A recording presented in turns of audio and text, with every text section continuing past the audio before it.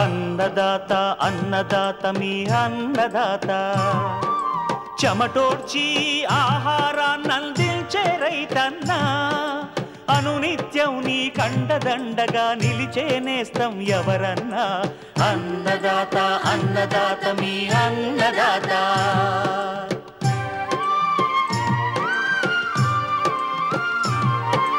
నూతన రీతుల సాగుబడికి నూరింతలు పెరిగే దిగుబడికి సూచనలిచ్చే సస్య రక్షణకు పశు పోషణకి శాస్త్ర విజ్ఞానం అందించి ముందుకు నడిపే తెలుగు రైతు భారతదేశానికి మకుటం అయ్యేలా తీర్చిదిద్దే ఆశయంతో మిమ్ము మేలు కొలిపేది అన్నదాత అన్నదాత అన్నదాత మీ అన్నదాత అన్నదాత అన్నదాత మీ అన్నదాత.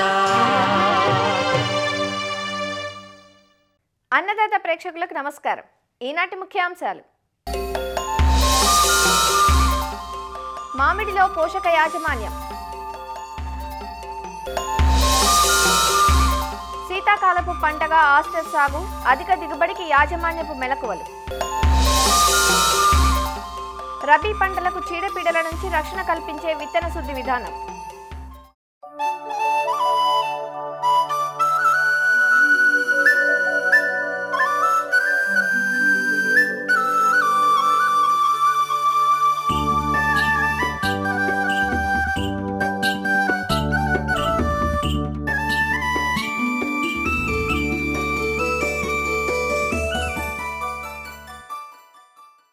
రబీ కాలం ఆసన్నమైంది. విత్తు కొద్దీ పంట అన్నట్లు విత్తనం ఎంత నాణ్యంగా ఉంటే దిగుబడులు అంత నాణ్యంగా ఉంటాయి.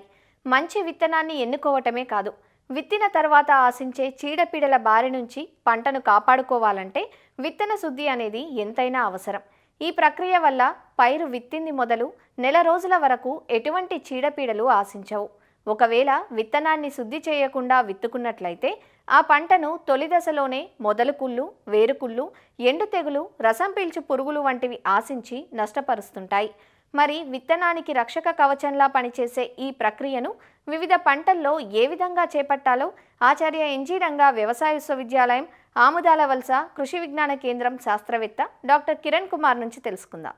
ఈ రబీలో మనకు ఆరుతడి పంటలు సాగు చేయడానికి రెడీ అవుతూ ఉన్నారు. అందులో ప్రధానంగా కూడా మనం గమనించినట్టయితే ఈ మొక్కజొన్న, అలాగే నువ్వులు, పొద్దుతిరుగుడు, అపరాల్లో పెసరా మినుము ఇవన్నీ కూడా వేసి మనకి రబీలో సాగు చేయడానికి రెడీ అవుతున్నారు. కాబట్టి ఈ తరుణంలో ఈ విత్తన శుద్ధి అనేది చాలా ఇంపార్టెంట్ అయినటువంటి అంశము.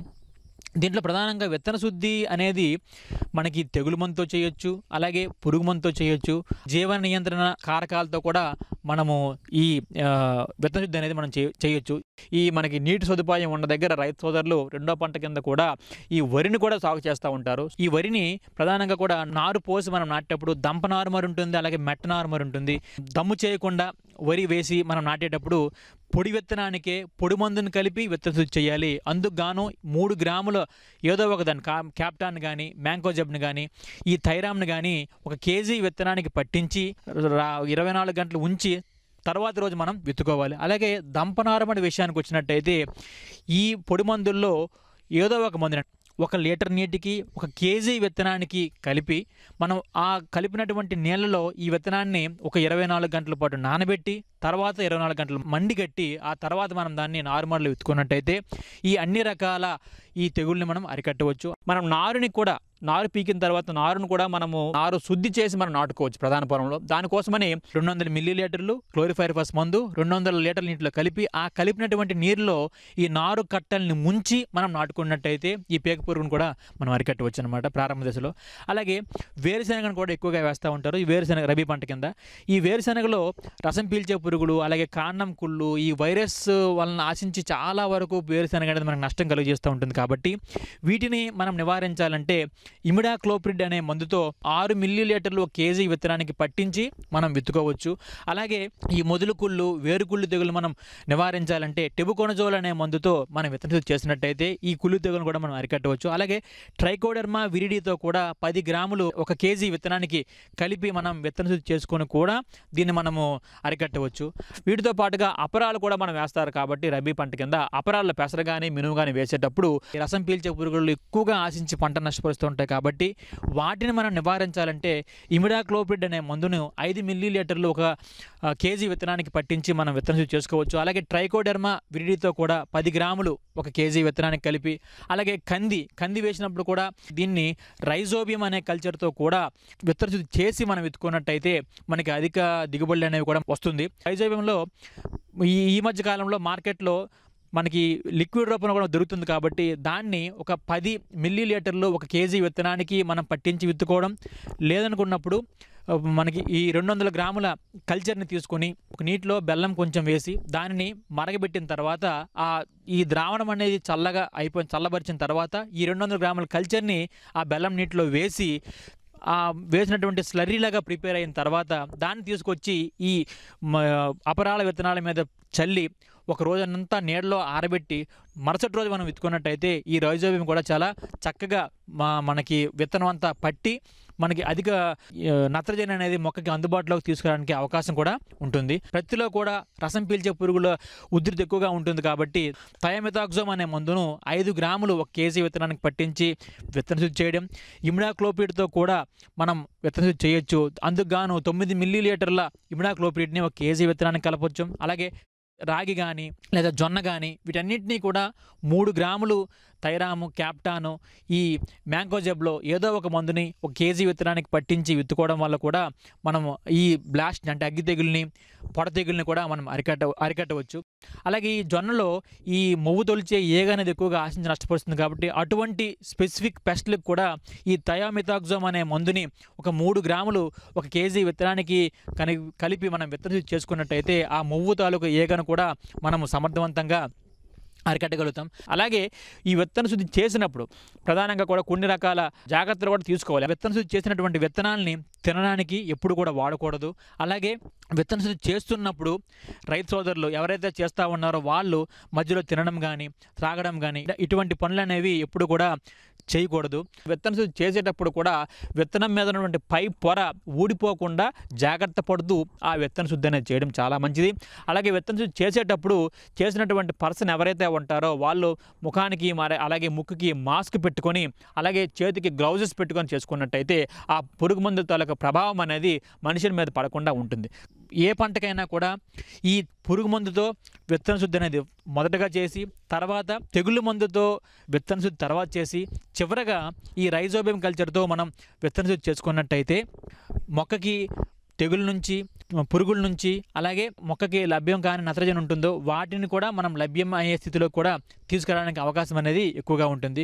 కాబట్టి రైతు సోదరులు ఆరుతడి పంటల కింద వేసేటప్పుడు రబీ పంటల్లో అన్ని రకాల పంటల్లో కూడా విత్తన శుద్ధి చేసుకొని తక్కువ ఖర్చుతో, ఎందుకంటే ఒక కేజీ విత్తనానికి 3 గ్రాములు అంటే చాలా ఎక్కువ ఖర్చు కూడా అవ్వదు కాబట్టి ఆ తక్కువ ఖర్చుతోనే మనం విత్తన శుద్ధి చేసుకున్నట్టయితే మంచి నికర ఆదాయాన్ని పొందవచ్చు. ఒక 20 నుంచి 25 రోజుల వరకు కూడా ఎటువంటి చీడపీడలు రాకుండా మన పంట మీదకి కాపాడుకోవచ్చు.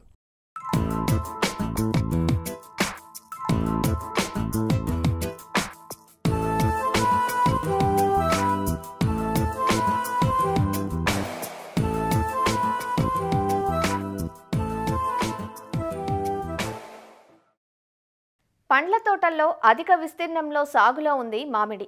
ఉభయ తెలుగు రాష్ట్రాల్లో దాదాపు అన్ని జిల్లాల్లో సాగు చేయబడుతుంది.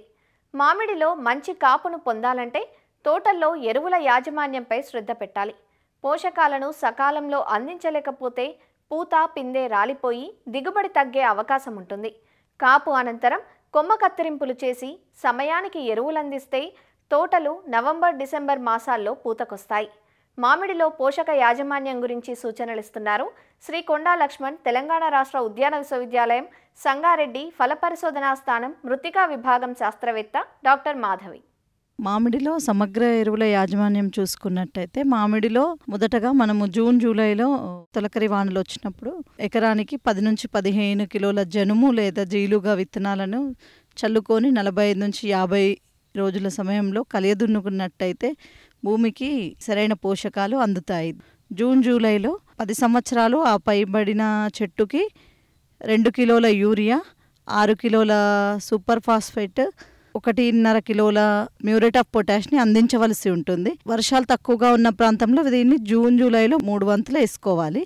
ఇది వర్షాకాలం మొదట్లో వేసుకొని వారు వర్షాకాలం చివరిలో సెప్టెంబర్ అక్టోబర్లో కూడా దానిలో 3 వంతులు ఇప్పుడు వేసుకోవాల్సి ఉంటుంది. మిగిలిన 1వ భాగము ఫిబ్రవరి చివరి వారంలో వేసుకోవాలి. దీంతోపాటు సూక్ష్మ పోషకాలైన జింక్, బోరాక్స్, ఫెర్రస్ సల్ఫేట్ కూడా 100 నుంచి 150 గ్రాముల మోతాదులో భూమిలో స్థూల పోషకాలతో పాటు సూక్ష్మ పోషకాలను కూడా వేసుకోవాల్సి ఉంటుంది. లేదా లేత చిగుర్లు వచ్చినప్పుడు మైక్రోన్యూట్రియంట్ మిక్స్చర్ని 5 గ్రాములు లీటర్ నీటికి కలుపుకొని పిచికారీ చేసుకోవాల్సి ఉంటుంది. దీనివల్ల సూక్ష్మ పోషకాల లోపాలని కూడా నివారించుకోవచ్చు. దీనితో పాటు పశువుల ఎరువుని 10 సంవత్సరాలు ఆ పైబడిన చెట్టుకి 100 కిలోల పశువుల ఎరువుని చెట్టుకు వేసుకున్నట్లయితే మంచి దిగుబడిని సాధించవచ్చు. దానితో పాటు బయోఫెర్టిలైజర్స్ అజటోబ్యాక్టర్, అజోస్పైరిల్లము, ట్రైకోడర్మా కూడా వేసుకొని మామిడికి అందించినట్లయితే మీరు అధిక దిగుబడిని సాధించవచ్చు.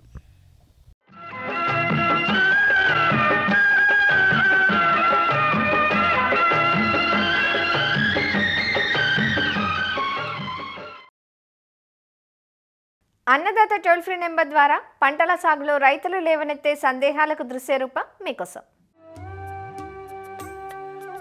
జీడి మామిడిలో అంటుకట్టే విధానం గురించి తెలియజేయండి అని అడుగుతున్నారు శ్రీకాకుళం జిల్లా సోంపేట నుంచి రామారావు. మన రాష్ట్రంలో ఎక్కువ విస్తీర్ణంలో ఉన్న మొక్కలన్నీ కూడా విత్తనం మొక్కలు. అంటే విత్తనం మొక్కల ద్వారా మనము సుమారు 1980స్లో మనం అక్కడ విత్తనాల ద్వారా ఏజెన్సీ ప్రాంతాలు ఎక్కువ విస్తీర్ణంలో జీడి మామిడి సాగు చేస్తూ ఉన్నాము. విత్తనం మొక్కల ద్వారా మనం చేస్తున్నప్పుడు దిగుబడి అనేది చాలా తక్కువగా వస్తుంది అన్నమాట. ఎందుకంటే జీడి మామిడి పరపరాగ సంపర్కం ద్వారా పాలినేషన్ జరుగుతుంది కాబట్టి దాంట్లో మనం ముఖ్యంగా శాఖీయ విధానం ద్వారా చేసిన మొక్కల నుంచి మాత్రమే మనకి అధిక దిగుబడి వస్తుంది.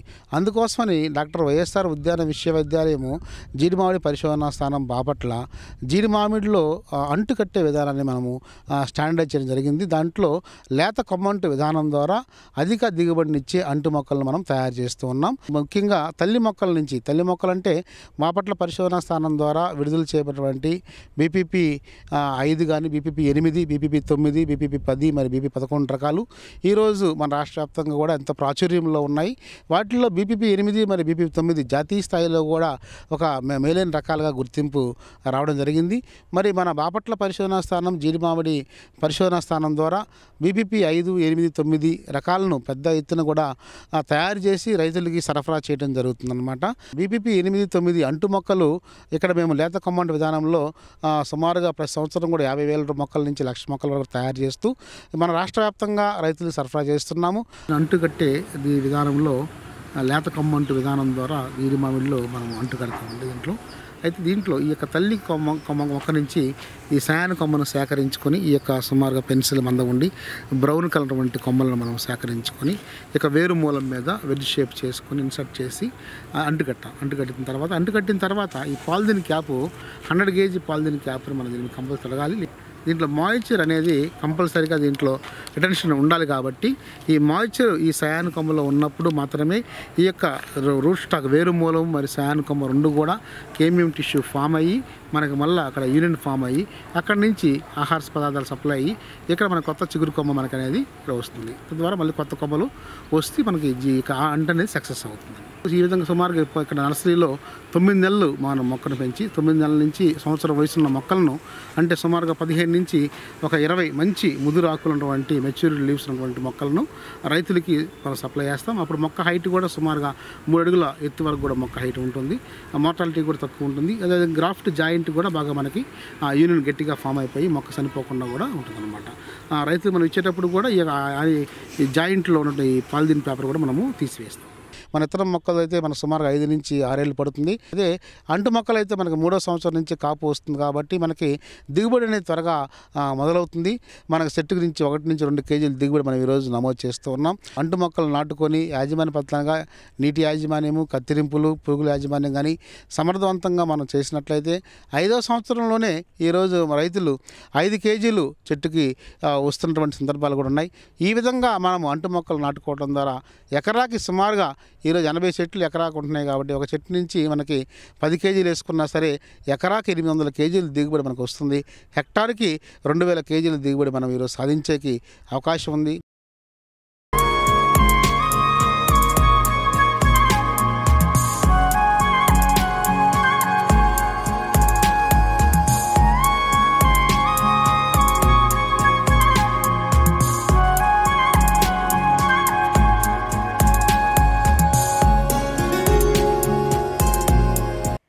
ఆకర్షణీయమైన రంగుల్లో చామంతి పువ్వును పోలి ఉండే అందమైన పువ్వు చైనా ఆస్టర్. మధ్యన డిస్కుతో సన్నని రేకులతో ఉండే ఆస్టర్ పూలకు శీతాకాలపు వాతావరణం అత్యంత అనువుగా ఉంటుంది. పూజలకు విడి పువ్వుగాను, కట్ ఫ్లవర్గాను ఆస్టర్ పూలను వినియోగిస్తారు.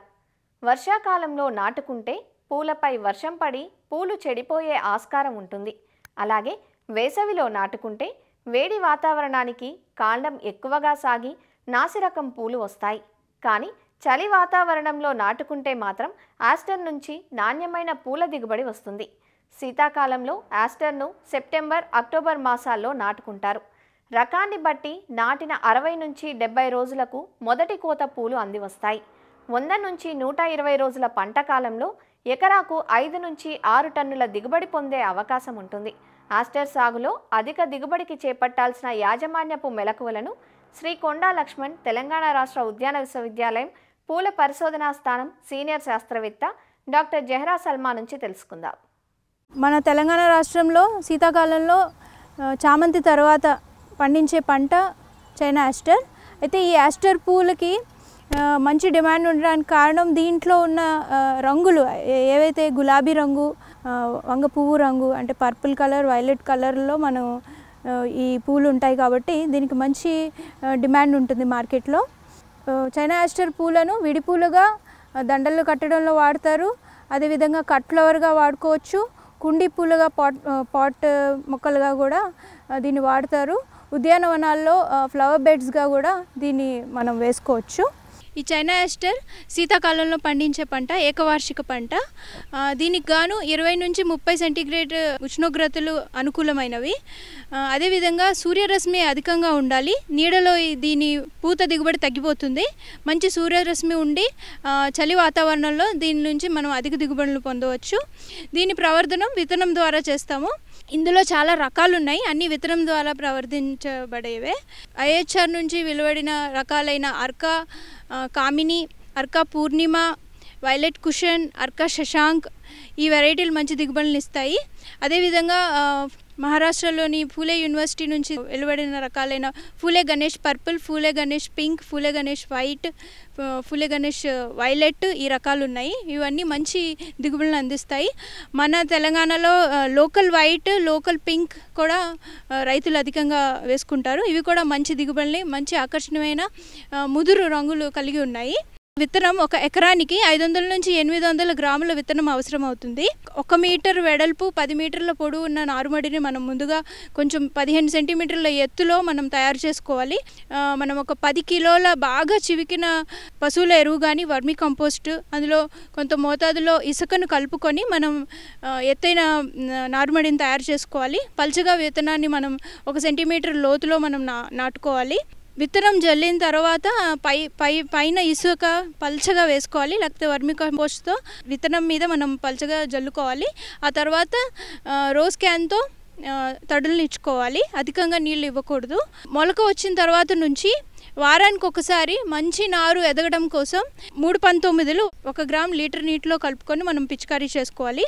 నారుకుళ్ళు తెగులు రాకుండా క్యాప్టాన్ 1 గ్రామ్ నీళ్ళలో, లేకపోతే సిఓసి కాపరాక్సిక్లోరైడ్ 1 గ్రామ్ లీటర్ నీళ్ళలో కలుపుకొని మనం డ్రెంచింగ్ చేసుకోవాలి, తడుపుకోవాలి.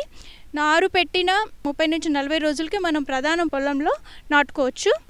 ప్రధాన పొలం తయారు చేసుకోవడానికి ఎక్కువగా సేంద్రియ ఎరువు ఉన్న ఎర్ర గర్భ నేలలు దీనికి అనుకూలమైనవి. మురుగునీరు ఇంకే స్వభావం గల నేలలను మనం ఎంచుకోవాలి. ఈ మొక్కలు నాటకు ముందు 4-5 సార్లు బాగా దున్నుకోవాలి. 1 ఎకరానికి 8 నుంచి 10 టన్నుల బాగా చివికిన పశువుల ఎరువును కలుపుకోవాలి చివరి దుక్కిలో. అదేవిధంగా 1 ఎకరానికి 40 కిలోల యూరియా, 100 కిలోల డిఏపి లేకపోతే 200 కిలోల సింగిల్ సూపర్ ఫాస్ఫేట్, ఒక 40 కిలోల మ్యూరేట్ ఆఫ్ పొటాష్ని చివరి దుక్కులో మనం బాగా కలుపుకోవాలి. నాటుకునేటప్పుడు సాళ్ళకి మధ్యలో 40 నుంచి 50 సెంటీమీటర్ల దూరం, మొక్కకి మధ్యలో 30 సెంటీమీటర్ల దూరం పాటించాలి. బాగా మంచిగా ఎదిగిన ఆరోగ్యవంతమైన నారునే మనం ఇందులో వాడుకోవాలి. నాటిన 30 రోజులకి మనం తలలు తుంచాలి, పించింగ్ అంటారు దీన్ని. దీనివల్ల ఎక్కువ గుబురుగా పక్క కొమ్మలు పెరగడం వల్ల ఎక్కువ దిగుబడి వచ్చే అవకాశం ఉంది. నాటిన 40 రోజులకి 30 కిలోల యూరియాని రెండో దఫాగా అందించాలి. 60 రోజుల నుంచి మొగ్గ దశ ప్రారంభం అవుతుంది. నెల నుంచి నెలన్నర వరకు మనకి ఇందులో పూత వస్తుంది. మంచిగా విప్పుకున్న పూలను ఉష్ణోగ్రతలు పెరగకముందే అంటే తెల్లవారుజామున మనం కోసుకొని దీన్ని మార్కెట్లోకి పంపించవచ్చు. ఇందులో సూక్ష్మధాతుల లోపం కలగకుండా మనం మైక్రోన్యూట్రియంట్ స్ప్రే 4 గ్రాములు ప్రతి లీటర్ నీటిలో కలుపుకొని ప్రతి 15 రోజులకు ఒకసారి స్ప్రే ఇచ్చుకోవాలి. అదేవిధంగా పొటాషియం నైట్రేట్ 2 గ్రాములు ప్రతి లీటర్ నీటిలో కలుపుకొని, అంటే సూక్ష్మధాతులు ఈ 1919 కలిపి కూడా మనం పిచికారీ చేసుకోవచ్చు. ఫర్టిగేషన్ ద్వారా కూడా ఎరువులను అందించవచ్చు. దీనికోసం అమోనియం నైట్రేట్, కాల్షియం నైట్రేట్, నీటిలో కరిగే 1919 ఈ ఎరువులను వాడుకోవచ్చు. వారానికి ఒకసారి మనం ఇచ్చుకున్నట్లయితే ఆరోగ్యవంతమైన పూల దిగుబడిని పొందవచ్చు. పువ్వు కోసే ముందు రోజు లైట్గా తడులు ఇచ్చుకోవాలి. దీనివల్ల పువ్వు ఎక్కువసేపు తాజాగా ఉంటుంది మార్కెట్ వెళ్ళే వరకు.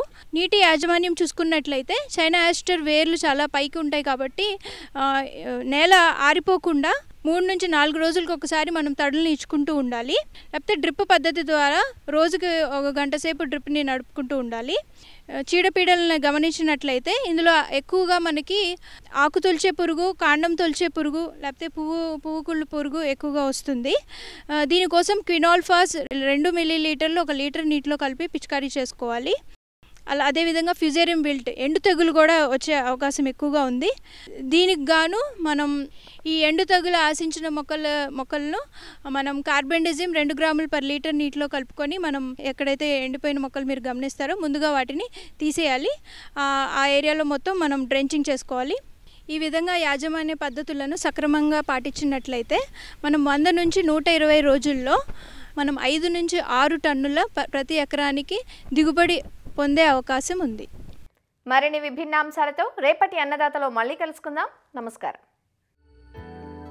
అన్నదాతలు తమ సందేహాలు, సమస్యలను 1800-425-4085 టోల్ ఫ్రీ నెంబర్లో ఉదయం 10 గంటల నుంచి 11 గంటల మధ్య పని దినాలలో సంప్రదించగలరు. ఈ కార్యక్రమాన్ని యూట్యూబ్లో www.youtube.com/annadaata ETV లింక్ ద్వారా వీక్షించవచ్చు.